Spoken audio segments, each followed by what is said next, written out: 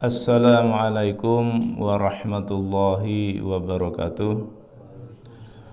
Alhamdulillahi rabbil alamin, amma ba'du. Para jamaah subuh yang dirahmati Allah Subhanahu wa taala. Tema pada pagi hari ini adalah tentang hati-hati dengan kezaliman dan kesombongan. Allah Subhanahu wa taala telah menggariskan bahwasanya manusia itu hendaklah tunduk dan taat hanya kepada Allah Subhanahu wa taala. Allah berfirman, A'udzubillahi minasyaitonirrajim, Bismillahirrahmanirrahim. Wa ma khalaqtul jinna wal insa illa liya'budun.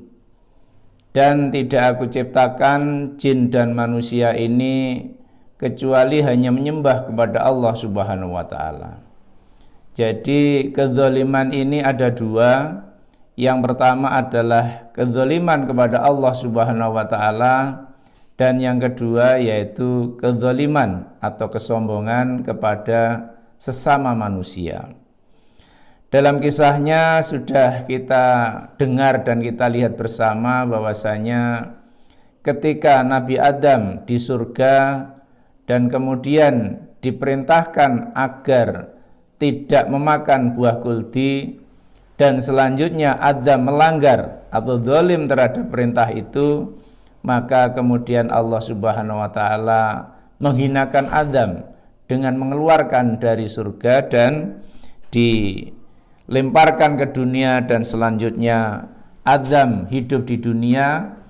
Dan ini sebagai pertanggungjawaban atas kezaliman Nabi Adam alaihissalam, yang selanjutnya Nabi Adam bertaubat kepada Allah Subhanahu wa taala dengan ucapannya, Rabbana dzalamna anfusana wa illam taghfir lana wa tarhamna lanakunanna minal khasirin. Ini adalah salah satu bentuk penyesalan dan juga bentuk pertaubatan dari Nabi Adam, sehingga doa dan permohonan taubat Nabi Adam itu selanjutnya diterima oleh Allah Subhanahu wa taala, dan Nabi Adam kemudian mendapatkan kemuliaan lagi sebagai nabi dan rasul dan diutus untuk umat-umat selanjutnya. Kezaliman yang kedua kita bisa juga lihat bagaimana Raja Namrud tumbang hanya karena seekor nyamuk yang masuk ke dalam hidungnya. Tidak lama setelah itu ia berteriak, aku akan membunuh Tuhannya Ibrahim, sambil melontar anak panah ke langit.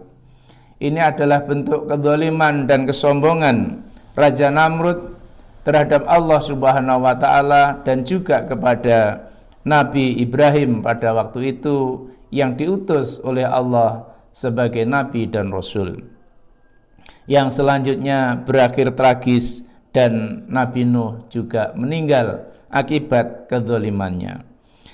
Yang kedua, kita juga bisa melihat bagaimana Fir'aun tak pernah menyangka akan berhadapan dengan anak angkatnya, yaitu Nabi Musa, yang telah bertahun-tahun hidup di istana dalam perlindungan kuasanya. Ini semua juga berkat desain atas kuasa Allah Subhanahu wa taala. Pasukan gajah yang dibanggakan Abrahah akhirnya porak-poranda dilempari batu dari sijil yang dibawa burung-burung ababil pada saat pemerintahan Rasulullah Shallallahu Alaihi Wasallam. Semua peristiwa-peristiwa itu bisa menjadikan ibrah atau pendidikan bagi kita bahwasanya kezaliman dan kesombongan, baik kezaliman dan kesombongan kepada Allah Subhanahu wa taala ataupun kepada sesama manusia, itu bisa mengakibatkan kehancuran pada diri kita atau siapapun yang melakukan kesombongan di muka bumi ini. Kapal Titanic karam karena ucapan angkuh sang empunya. Bahkan Tuhan pun tak bisa tenggelamkan kapal ini, katanya. Dan kemudian tamatlah riwayat kapal mewah itu dalam perjalanan perdananya. Berkali-kali Allah memberikan tanda agar berhati-hati dengan kesombongan dan kedzaliman. Untuk itu inilah cara Allah memperlihatkan kuasanya. Dan Allah sendiri yang akan memerangi kesombongan dan kedzaliman dengan kebesaran dan kuasanya. Karena itu berhati-hatilah ketika kita sudah berbuat zalim, baik zalim kepada Allah Subhanahu wa taala dalam bentuk keengganan kita beribadah kepada Allah, kita bermalas-malasan beribadah kepada Allah, atau bahkan kita menolak untuk beribadah kepada Allah di dunia ini, itu sebenarnya adalah bentuk kedzaliman dan kesombongan kita. Maka dari itu berhati-hatilah dan waspadalah, karena hanya Allah yang nanti akan memberikan balasan. Balasan Allah itu waktunya tepat. Cuman dalam hal ini kita tidak mengetahui kapan balasan Allah itu akan ditimpakan kepada orang-orang yang zalim atau yang sombong. Bisa juga ditimpakan dengan cepat atau bersegera. Bisa juga ditimpakan dengan lambat tapi tetap di dunia ini. Atau bisa juga ditunda sampai kita di yaumil qiyamah nanti. Untuk itu, maka dari itu hendaklah kita berhati-hati pada diri kita sendiri, pada keluarga kita.